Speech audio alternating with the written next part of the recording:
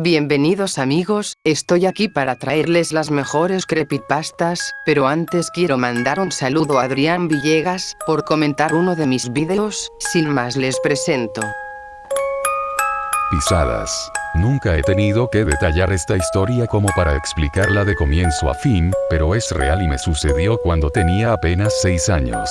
En un cuarto callado, si presionas tu oído contra la almohada, podrás escuchar tu propio corazón.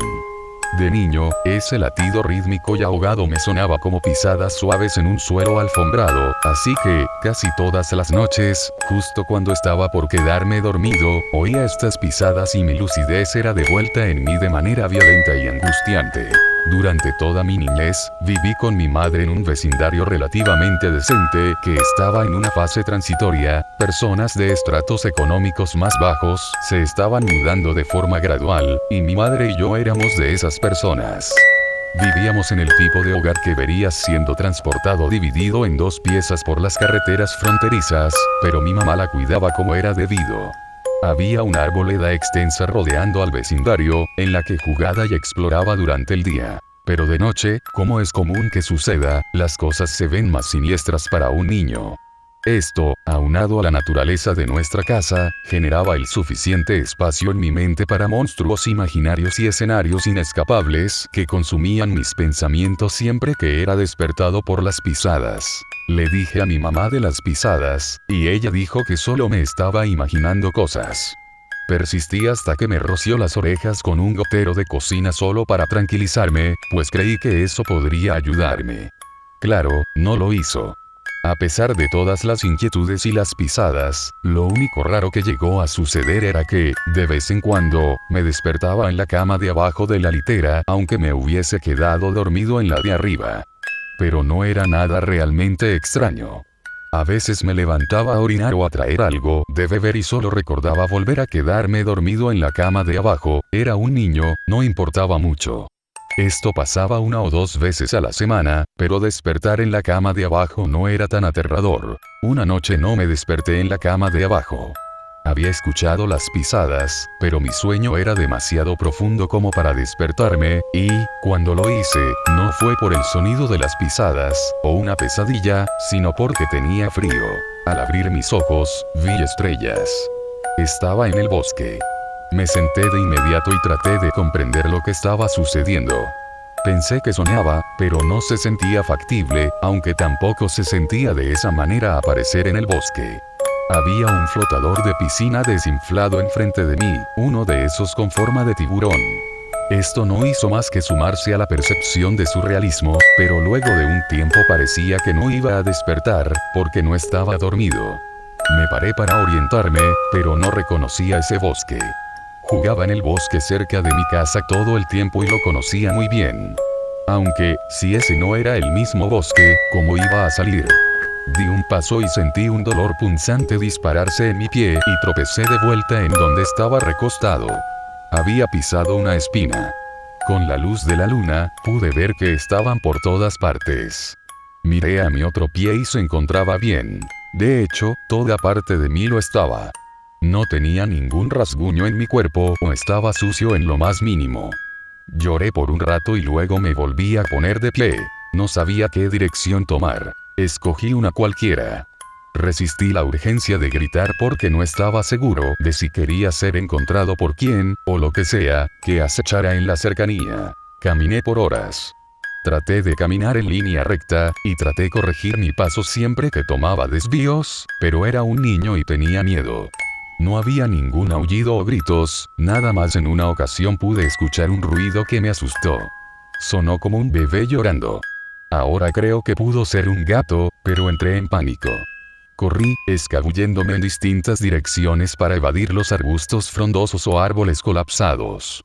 Estaba prestando demasiada atención al terreno, ya que mis pies estaban en mala condición para ese punto. Le presté demasiada atención a lo que pisaba y no suficiente a la trayectoria hacia la que conducía mis pisadas. Minutos después de haber escuchado el llanto, vi algo que me atestó de una desesperación que no había experimentado hasta ese momento. El flotador de piscina. Me encontraba a solo varios metros de mi punto de partida. Esto no era magia ni ningún tipo de distorsión sobrenatural del espacio. Me había perdido. Poco me había planteado cómo fue que aparecí en el bosque, distrayéndome con salir de él. Pero volver al comienzo hizo que mi mente fluyera. No tenía la seguridad de que este era mi bosque, solo esperaba que fuera así. Había corrido en un círculo enorme alrededor de ese lugar, o me había girado de alguna forma y comencé a ir en reversa. ¿Cómo saldría? Por esos años pensaba que la estrella norte era la estrella más brillante, así que busqué la estrella más brillante y la seguí. Eventualmente, la escena se hizo más familiar. Supe que había salido cuando vi la fosa, una fosa sucia en la cual mis amigos y yo teníamos guerras de barro. Había empezado a caminar muy despacio porque mis pies me ardían, pero me sentía tan feliz de estar cerca de casa que me agilicé con un trote lento. Cuando miré de verdad el techo de mi casa por el vecindario, dejé salir un suspiro tenue y aceleré mi paso.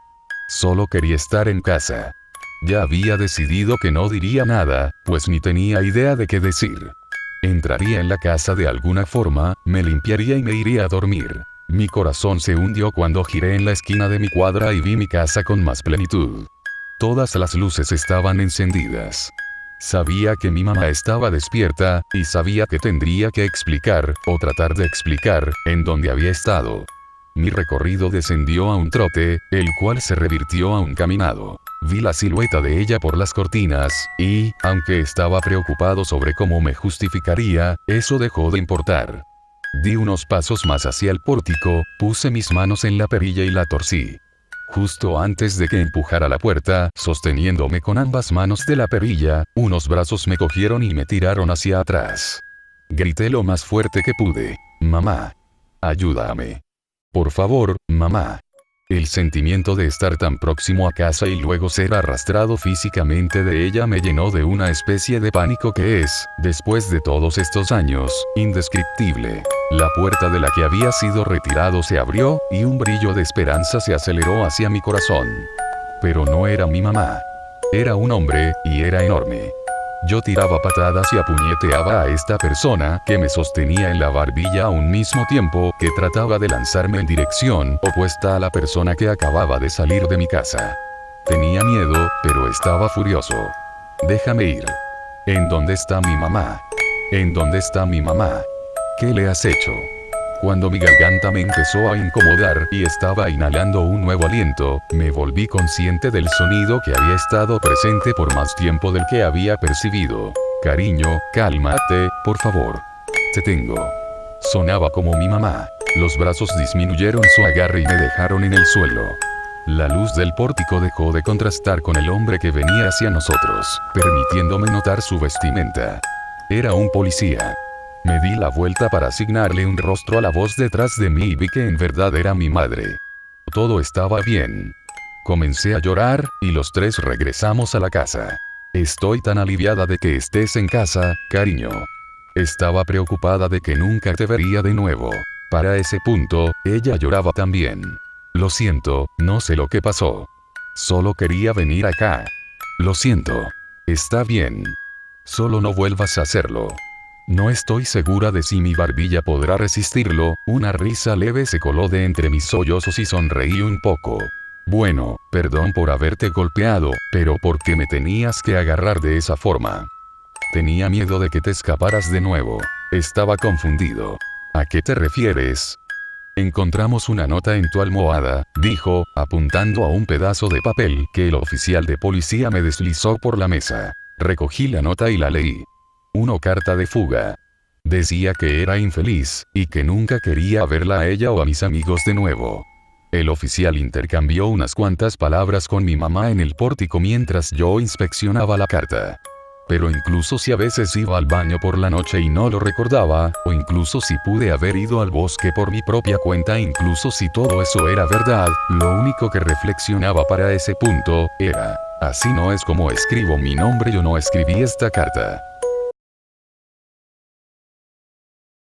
Disfrutaré esto lentamente. Eran casi las 12 y Robert volvía a casa con su nueva conquista. Una de las mejores noches de su vida. Sin duda alguna, la suerte le había sonreído esta vez. Ella era alta, más alta que él. Un cuerpo escultural, cabello castaño y una melodiosa voz. La conoció esa noche en el bar y fue amor a primera vista.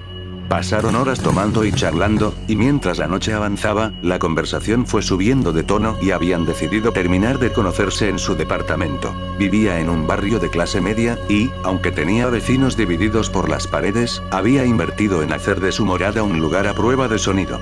Nada entraba, nada salía, así podía divertirse hasta altas horas de la noche escuchando su música favorita. No tenía que escuchar las peleas de los demás y, lo más importante, nadie escuchaba los gemidos de sus trofeos. Ciertamente, se había pulido en eso, y no había cosa en el mundo que disfrutara más que escuchar esos sonidos en la madrugada, pero los gemidos que más le gustaban eran los que hacían sus obras de arte, como le gustaba llamarlas, justo antes de que la luz de sus ojos se apagase para siempre. Sirvió una copa de vino para su pareja y, con una música suave y velas aromáticas, comenzaron a besarse apasionadamente. Él nunca había estado tan extasiado, y ella parecía disfrutarlo mucho. Muchos años de práctica y muchas jovencitas con falsas esperanzas lo habían curtido en el arte de la conquista. Siempre se jactaba de eso. Un movimiento sutil de muñeca y el sostén había desaparecido. Estaba en camino de hacer lo mismo con la parte inferior de su vestimenta, cuando comenzó a sentirse mareado. Instintivamente, llevó sus manos a la cabeza justo antes de desplomarse sobre la alfombra de su alcoba. Lentamente, abrió sus ojos y se encontró amarrado a su camilla. La joven estaba frente a él muy pensativa, muy ansiosa, cosa que lo preocupó bastante. Revisaba constantemente su móvil mientras los minutos pasaban. Finalmente se levantó del sofá y corrió a abrir la puerta. Y allí estaba ella, la reconoció al instante. La había conocido en el mismo bar, y abandonado en un lago cercano un par de años atrás. Era ella, sin duda, aunque la recordaba con mucho mejor aspecto. Recordó cómo había recortado su piel en esa misma cama, cuánto había disfrutado escucharla llorar y suplicar misericordia. Había sido muy difícil de convencer para poder llevarla a su apartamento, y, encima de todo, era virgen. Él había sido su primer y único hombre, y eso lo hizo mantenerla con vida durante casi una semana. Recordó la prisa con la que volvía del trabajo para poder disfrutarla nuevamente y cómo adoraba realizarle los cortes después de consumado el acto. Recordó cómo había hundido el cuchillo en su pecho la última vez, para, posteriormente, dentro de una bolsa plástica, depositarla en el fondo del lago. Estaba seguro de no haber dejado ninguna evidencia y que, efectivamente, la mujer estaba muerta cuando la perdió de vista entre el fango y el agua. Ambas chicas cruzaron algunas palabras en voz baja, y la que debía ser la nueva víctima abandonó el departamento cerrando la puerta nuevamente, y su antigua conquista colocó un pesado maletín en el suelo y comenzó a sacar una serie de cuchillos y herramientas que fue colocando sobre su mesa de noche. Intentó hablarle, pero Vanessa, o al menos era el nombre que recordaba, no respondió. Comenzaba a perder la calma conforme los instrumentos iban saliendo de uno en uno del viejo bolso e iban siendo depositados en la mesa. Una leve sonrisa se dibujó en el marcado rostro de la joven cuando el último de los cuchillos fue depositado en la mesa mientras una enorme lágrima bajaba por su lastimada mejilla. Lo reconoció al instante.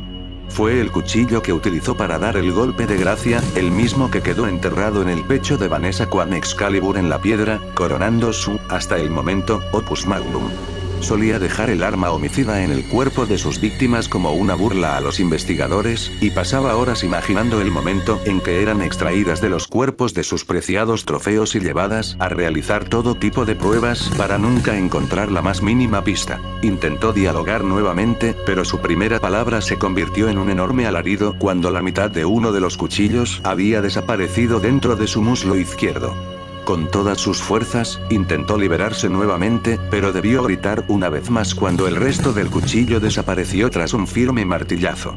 El metal había traspasado completamente su pierna y la mantenía clavada a la base de la camilla. La pierna derecha no se mantuvo intacta por mucho tiempo.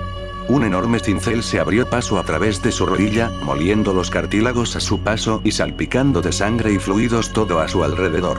Gritó con todas sus fuerzas, mas no suplicó piedad.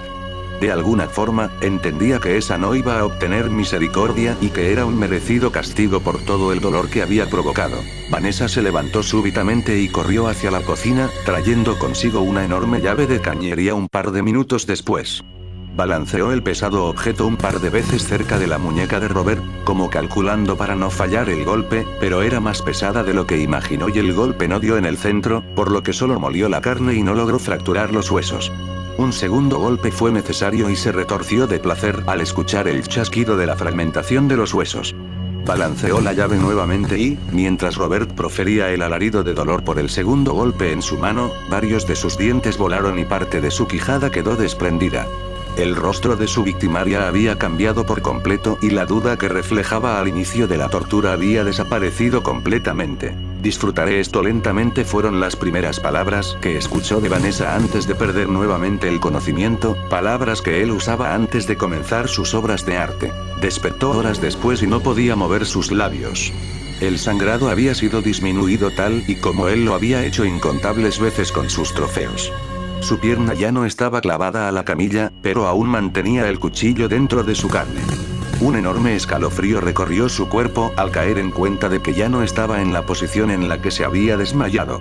Se encontraba ahora boca abajo y amarrado de tal forma que no podía moverse y su trasero ahora estaba expuesto. Muchos instrumentos de diversas texturas y tamaños fueron utilizados por la joven para su venganza por los 5 días en los que tuvo que sufrir una y otra vez las violaciones del depravado. El filo de algunos de ellos aumentaron el dolor inconmensurablemente. Para cuando la noche del tercer día había caído, el cuerpo de Robert estaba deshecho y no quedaba nada de lo que alguna vez había sido. Toda su moral había sido removida junto con esa parte de la que alguna vez se pavoneó, y Vanessa se había cobrado cada una de las torturas a las que fue sometida. Era casi la medianoche del martes 31 de octubre de 2012 cuando Vanessa abandonó por fin aquel departamento, dejando atrás los despojos de quien alguna vez le causó tanto daño. Llevando consigo en el bolso el trofeo que cortó con el mismo cuchillo con el que fue asesinada. Afuera del apartamento la esperaba la bella joven que le abrió la puerta, y juntas desaparecieron en la espesura de la noche bajo una nube de humo y un fuerte olor a azufre. Algunas horas después la policía irrumpió en el lugar gracias a una llamada anónima, y Robert fue trasladado muy delicado, aunque con vida, al hospital más cercano. La recuperación fue lenta y dolorosa. Muchos meses pasaron para que pudiera caminar ayudado con un bastón, y, para completar su larga rehabilitación, consiguió ser trasladado a un lugar de retiro muy lejos de la ciudad donde sufrió su castigo. Fue recibido amablemente por la directora de la institución, y se sentía aliviado, pues a pesar de las torturas, aún poseía un poco de encanto. Lo guiaron hacia su nueva habitación donde lo esperaba su nueva enfermera, quien lo asistiría hasta que lograra recuperarse completamente. Era hermosa y muy amable. Por fin la vida comenzaba a sonreírle nuevamente. Se volteó para que la enfermera lo ayudase con el abrigo, y ésta lo abrazó por detrás suavemente mientras le susurraba al oído: disfrutaré esto lentamente. Gracias por ver el video, espero les haya quitado el sueño, nos veremos pronto en tu próxima pesadilla.